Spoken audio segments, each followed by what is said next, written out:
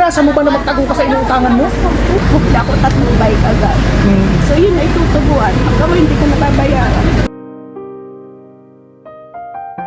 Pero yung kabuuang utang mo sa estimate mo, magkano na? Lagi tingnan. Isang babae nga ang ilang araw ko nang napagmamasdan na laging nakatulala at malalim ang iniisip at ayon nga sa usap-usapan, siya raw ay nababauna sa malaking pagkakao.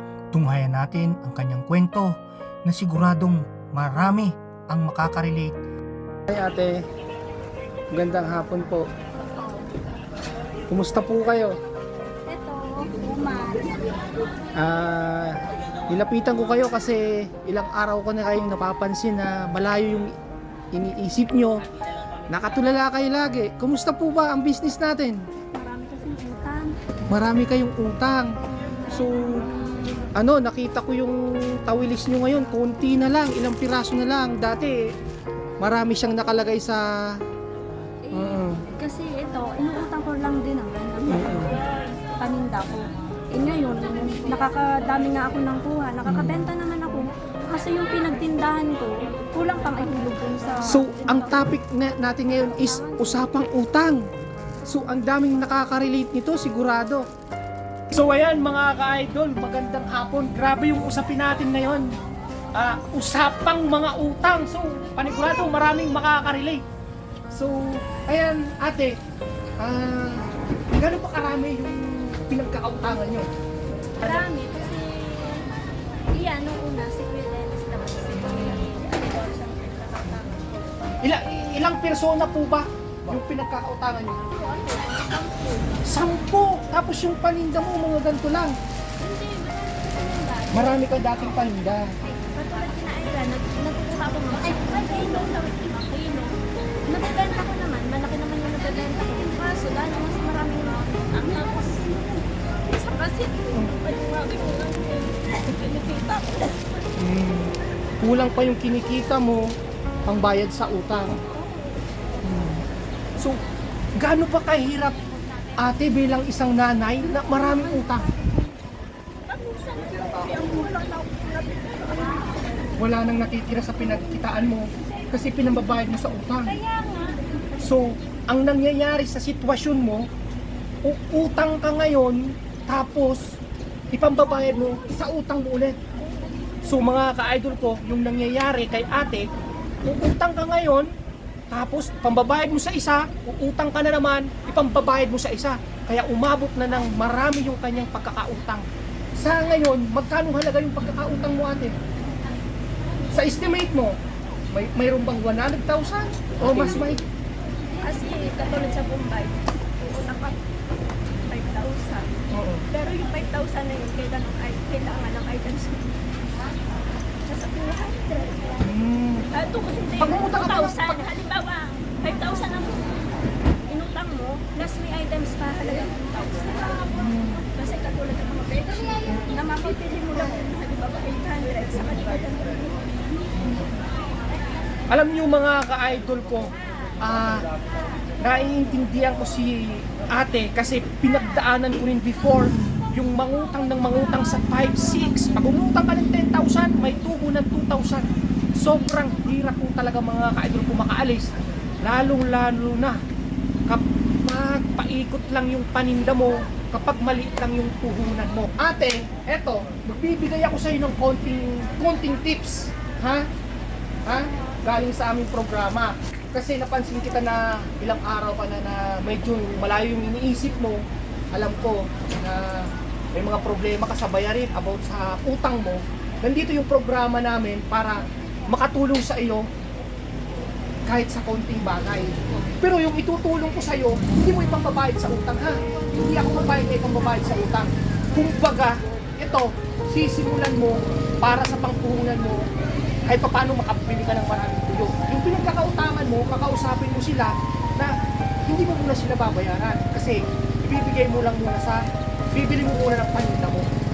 Para kahit paano, may panimula ka. Kasi kung ipabayad mo yung pera doon sa iyong pinagkakautangan, walang mangyayari. Okay ba yun? Sa'yo? Ha? Bakit? Ganito. mga ka-idol, eto, magbibigay ako ng tips sa lahat kasi alam ko ang dami nakaka-relate nito. Kahit ako din, nakaka-relate ako dito yung mga panahon. Kasi, ang daming mga misis ngayon, mga ganyan-ganyan na yung iba hindi alam ng mga mister na kapag nangutang, ngayon, tapos nabaon doon sa isang utang, uutang ulit, ibang tatapal. So, ang may papayo ko doon sa mga kapwa ko vendors, na mga small time vendors na nagtitinda ng kung ano-ano lang, siguro, di ba, tayong mga maliliit na vendors, minsan magkano yung puhunan natin? Sa 2,000. 2,000, 3,000, di ba? Kung maliit lang naman yung ating paninda, okay na po yun mga ka-idol ko na iparoling natin yung 3,000 natin, yung 2,000 natin. Wag na wag po tayong matutokso dun sa mga bumbay, sa mga 5-6 na laging lumalapit sa atin para tayo ay tuksuhin at mangutang. Kasi, promise, mas lalo kang mababaon kapag natukso ka sa kanila. Katulad ni ate, umabot na lang ilang piso na yung pinagkakautangan mo. Mahigit 10 na yung kanyang pinagkakautangan mga kaidol ko. Tapos yung paninda niya ngayon, eto na lang. Minsan kasi nakikita ko marami siyang paninda mga ka-idol. Pero ngayon, eto na lang yung kanyang paninda kasi nagbako na si ate sa utang. So, etong video na to mga ka-idol ko ay talagang kapupulutan ng aral ng lahat ng ating mga viewers kasi ang daming nakaka-relate. So, Ate Chris, eto, magbibigay ka ang programa namin ay magbibigay sa ng kunting tulong para sana mapalago mo ulit. Hindi naman to kalakihan kasi si Kueleo ay isang small vlogger lang. Ha? Okay ba sa'yo yun? Pero mangako ka na hindi mo to itatapal dun sa utang mo. Ang gagawin mo, bibili ka ulit ng tuyo mo para mayroon kang mapapalago. Ha? Okay? Hindi ka naman muna. Good news na eh. Mga ka-idol, kasi ilang araw talaga malayo yung tingin ni Ate Chris. Tapos ramdam ko kasi mga ka-idol ko yung walang mapuhunan. Pinagdaanan ko rin yun na pumupunta ako ng Maynila, 500 lang yung pera ko. Hindi ba si Rafi? Pupunta ako ng Cartimar. Sobrang hirap, di ba? Ha? Kaya pag binigyan tayo ng pagkakataon, wag na wag natin malalagpasin. Ha? Okay? Okay, akin yung palad mo, ma'am. Oh, yun. Eto na mga ka-idol. Bibigyan natin siya ng pampuhunan. Okay, 1,000. 2,000 pesos. 3,000 pesos. Yan. Yan yung gawin mo, pampuhunan mo sa tuyo. Ha? Okay? Tapos, eto, dagdag mo, eto, pambili ng, para sa pamilya mo naman, bigas, or Jollibee kayo mamaya.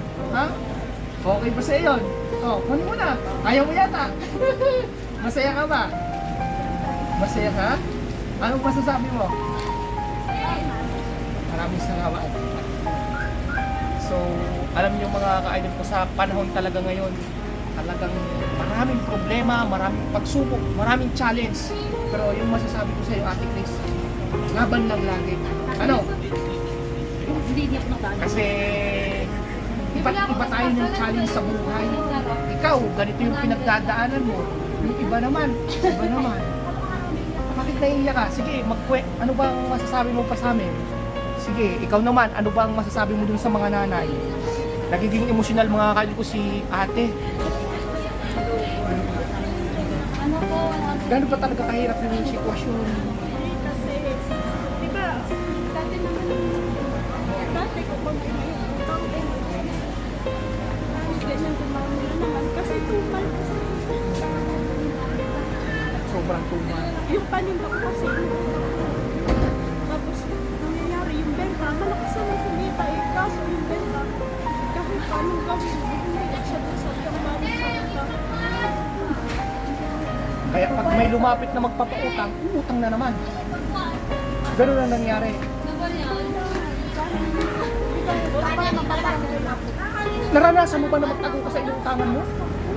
Oo. Grabe. Kasi kami sa una na kami pero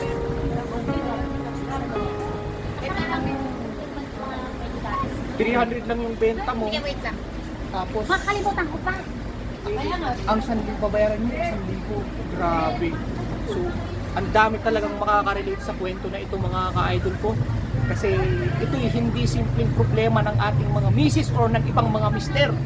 Kaya yung payo ko sa inyo mga loads na kung mayroon tayong kunting puhunan, yun na lang yung iparoling natin. Huwag na huwag tayong matutokso dun sa mga lumalapit na magpapautang. Kasi business nila yun. So, ano Ate Chris? Ikaw, ano yung masasabi mo sa mga nanay din? Sa mga kagaya mo? Magbigay ka ng advice sa kanila.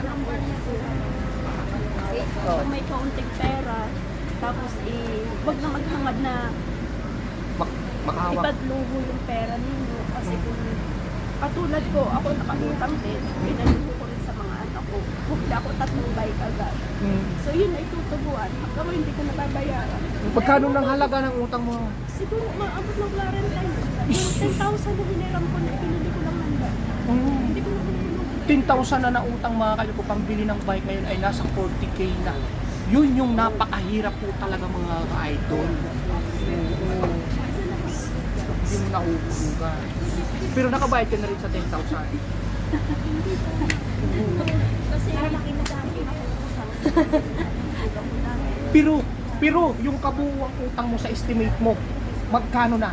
Yung kabuuang utang mo magkano? Baka yun abot mga 140 gano'n. My goodness Kasi mga lalo natutubo kami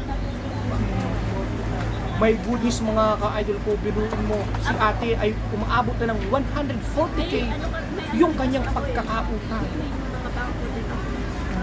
May card pa.